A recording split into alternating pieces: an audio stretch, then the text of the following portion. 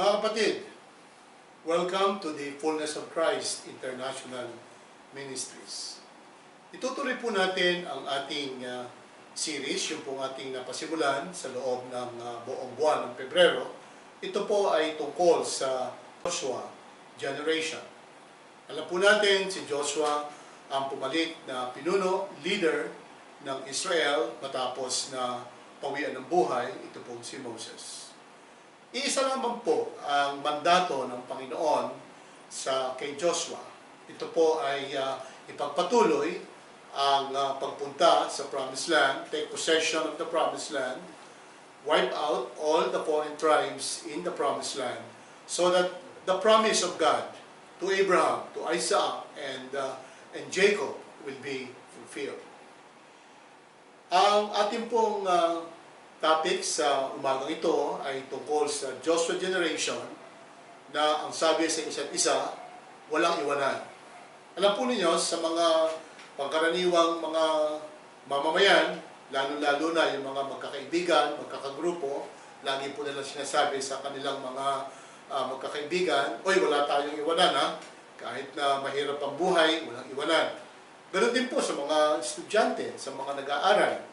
Walang iwanan. "Uy, ako nagre-review pa, ikaw ay nag-aaral pa, sabay tayo, magtulungan tayo, kaya po walang iwanan." Ganon din po ang Joshua generation. Wala po silang iwanan. Kung makikita po natin sa Numbers 32-5, papunta na po ang mga Israelitas patawid doon po sa Jordan River. At doon po nakita ng mga lipi ng Reuben, Gad, at yung pong kalahating tribo ng Manasseh, na doon po sa eastern side of the Jordan River, ito po ay tamang-tamang lupa para sa kanilang mga hayop because they were shepherds. At ang sabi nila, Moses, okay?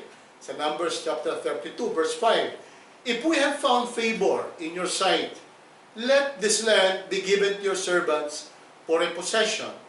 Do not take us across the Jordan." Imagine, ang sabi ng Panginoon kay Moses, inulit ni Moses, inulit ng Panginoon kay Moses, "Take the promised land, possess the promised land. But you have first to cross the river Jordan, you have to fell down the walls of Jericho." Pagkatapos, andito po itong tatlong tribo ito, ang sabi kay Moses, "Pwede ba dito na lang kami? Okay? Kung kami ay nakakuha ng pabor sa iyong mga paningin, pwede bang iwanan mo na lang kami rito at do not take us across the Jordan?" Nabahala po itong si Moses. Ang sabi ni Moses, "Shall your brothers go to the war while you sit here?" Imagine, yung pong ibang mga tribo, yung pong 10 at kalahati, 9 at kalahati na tribo ng Israel na hindi pa nakakakuha ng kanilang teritoryo, kinakailangan pa nilang mag-cross ng River Jordan, pagpapatayin yung mga lipi na nasa Jericho, yung iba't ibang mga lipi doon, Amorites and the Jebusites, Canaanites, lahat ng po ito ay ang sabi ng Panginoon, wipe them out. Dahil sa isang dahilan, kung hindi po nila ito iwa-wipe out, ano po ang mangyayari? Ito po ang magliligaw ng puso nila Joshua at sila'y magkakasala sa ating Panginoon. So sabi ni Moses in Numbers chapter 32 verse 6, okay? "Shall your brothers go to the war while you sit here?"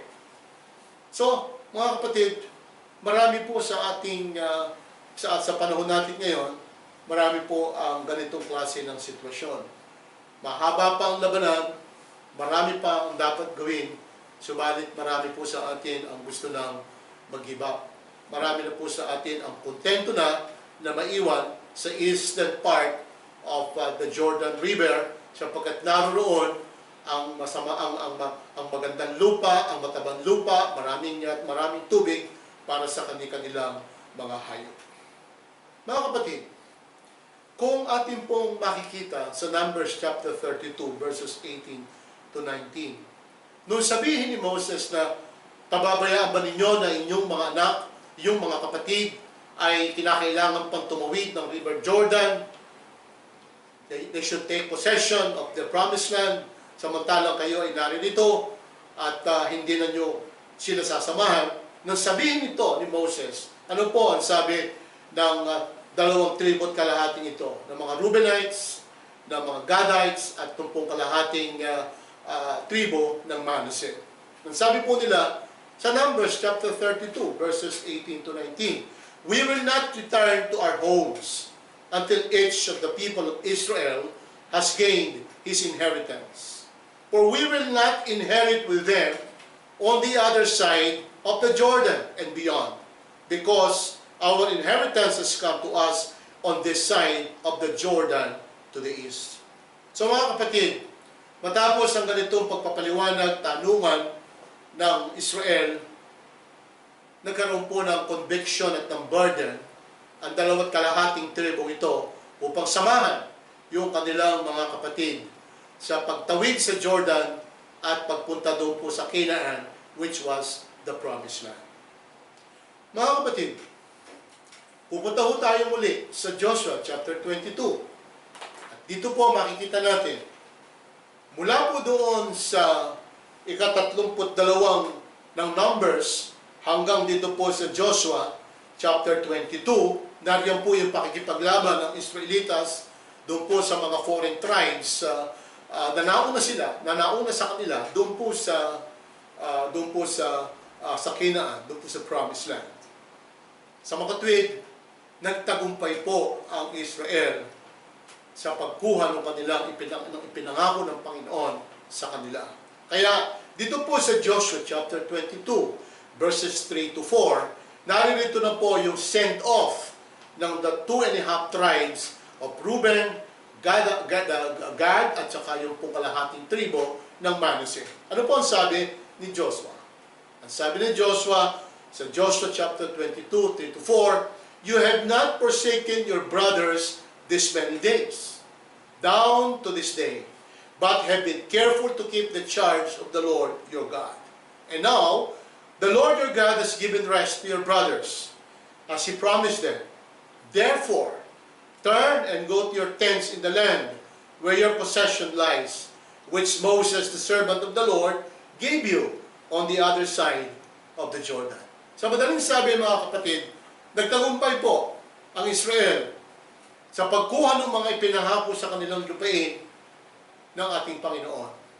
Matapos na makuha muna noong 2 kalahating tribo yung kanilang mana on the eastern side of Jordan, sinamahan nila ang kanilang mga kapatid hanggang doon sa kaduluduluhan ng Israel, doon po sa Promised Land, sa buong Canaan, at doon po ay nagkaroon sila ng tagumpay. Hindi po natapos doon ang kwento, mga kapatid. Sapagkat nakita ng Israel kung gaano kamakapangyarihan at kung gaano maluwalhati ang Panginoon sa kanilang mga buhay. God showed them signs and wonders and miracles during their journey after crossing the River Jordan and on to the Promised Land. Nakita po ng Joshua generation ang pagiging matapat ng Diyos sa kanyang mga anak. Nakita ng Joshua generation kung paano pinatay ng Panginoon ang mga lumang henerasyon sapagkat sila ay nagkasala at nagrebelde sa Diyos. Nakita ng Joshua generation na matapos silang i-circumcise sa kalagitnaan ng wilderness, makikita po natin, naroroon po ang tibay ng kanilang pananampalataya sa Panginoon. Kaya nung pong mabalitaan nila, na nung humiwalay na ang 2 kalahating tribo ng Reuben, ng Gad, at ng Manasseh, at nabalitaan nila na nagtatayo ng altar itong mga ito on the other side of the Jordan, nagpunta kaagad itong mga sundalo ni Joshua. Ano po ang sabi sa Joshua chapter 22, 11 to 12? "And the people of Israel heard it and said, Behold, the people of Reuben and the people of Gad and the half tribe of Manasseh have built the altar at the frontier of the land of Canaan on the side that belongs to the people of Israel. And when the people of Israel heard of it, the whole assembly of the people of Israel gathered at Shiloh to make war against them. Ayaw po ng Israel na ang 2.5 tribong ito ay maligaw. Akala nila, nagtatayo sila ng altar for sacrifices, for burnt offerings, as high places for Baal Peor. Ito po ay isang pagmamalasakit din sa kanilang mga kapatid. Ayaw nilang magkasala. Ayaw nilang magkasala ang 2.5 tribong ito. Subalit, ano po ang nangyari? Dito po sa Joshua chapter 22, 26 to 27, Joshua 22 to 29, ano po ang sinasabi rito? Hindi po ganon ang balak pala ng 2.5 tribo. Makikita natin sa 26 hanggang 27, ang sabi po nila, "Therefore we said, let us now build an altar, not for burnt offerings nor for sacrifice, but to be a witness between us and you, and between our generations after us, that we do perform the service of the Lord in His presence, with our burnt offerings and sacrifices and peace offerings, so our children will not say to our children in time to come, you have no portion in the Lord." Maliwanag po ang sinasabi. Nagdesisyon po sila po ay nagpasya na magtayo ng altar upang lagi nilang maalala ang kadakilaan at kabutihan ng Diyos sa kanilang mga buhay. It was not meant for sacrificial offering or for burnt offerings, but as a memorial to the greatness and faithfulness of their God. Kaya sabi po nila sa Joshua chapter 22 verse 29, "Far be it from us that we should rebel against the Lord and turn away this day from following the Lord by building an altar for burnt offering, grain offering, or sacrifice other than the altar of the Lord our God that stands before His tabernacle." Maliwanag po ang sinasabi, sapagkat sariwang-sariwa pa sa kanilang mga isipan, sa kanilang espiritu, ang kadakilaan at katapatan ng Panginoon sa kanilang mga buhay, ang nais po ng Israel ay manatiling sariwa ang ganitong uri ng katapatan at kadakilaan ng Diyos na kanilang Panginoon. Mga kapatid, sa pagsasagawa po ng ganitong pagmamahalan, sa pagpapakita po ng pagmamalasakit ng bawat isa, yung pong tribo ng Ruben at ng Gad at kalahating tribo ng Manase, pinagmalasakitan sila ng kanilang mga kapatid. Ayaw nila na sila ay malisya. Ayaw nila na sila ay sumamba sa mga Diyos-Diyosan at tuluyang magrebelde sa ating Diyos na ating Panginoon. Ang tawag po rito ay fulfilling the law of Christ. Wala pong iwanan. The burden is fighting off foreign tribes and the tendency to rebel against God. Yun po ang laging nagiging problema. Sa 40 taon ng paglakad ng mga Israelitas doon po sa wilderness patungo sa Promised Land, makikita po natin yung pagpapalit-palit ng isipan ng mga Israelitas kapag nagpakita sa kanila ang Panginoon ng miracles, ng signs and wonders. Gustong-gusto po nila ang Panginoon, nag-aalay po sa Panginoon, matapat sa Panginoon. Oras na hindi nasunod ang kanilang mga isipan, na nasunod ang kanilang mga kagustuhan, nagre-rebelde sa Diyos. Yun po ang burden ng mga Israelitas sa bawat isa.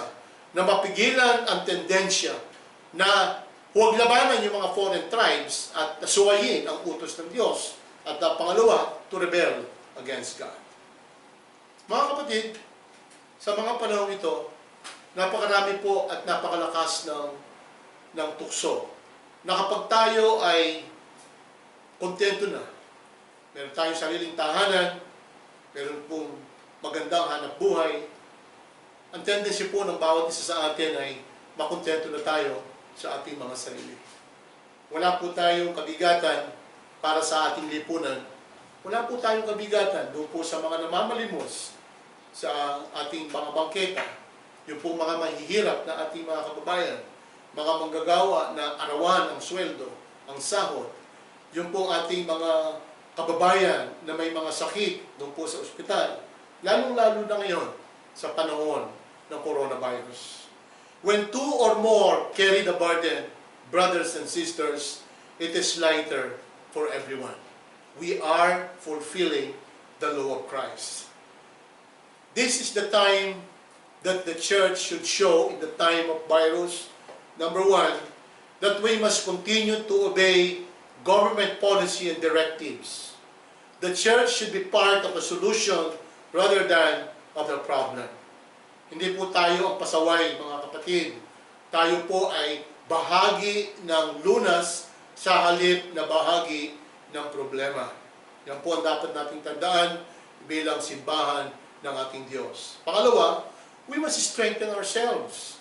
Social distance, personal hygiene, self-quarantine, itong lahat ng mga ito, I'm sure pamilyar na po tayo. Ang problema lang po, pag nagpunta po tayo sa grocery, doon po sa shopping malls, makikita po natin, ubos ang alcohol, ubos ang toilet paper, ubos ang disinfectant, ubos ang sabon. Mga kapatid, kung tayo man ay malinis sa ating mga katawan, kung hindi po tayo naapektuhan ng virus, paano po yung ating mga kapitbahay kung wala silang sabon na magagamit?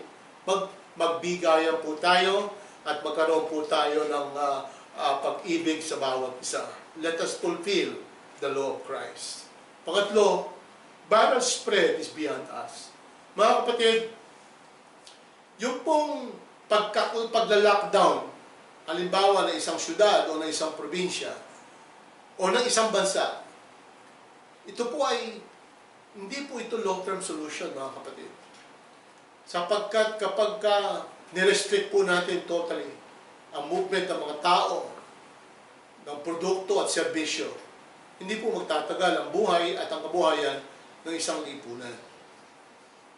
Ito ay, ang viral infection ay beyond us. Kaya bagamat sumusunod tayo sa sinasabi ng ating pamahalaan, bilang simbahan, gawin din po natin ang nararapat.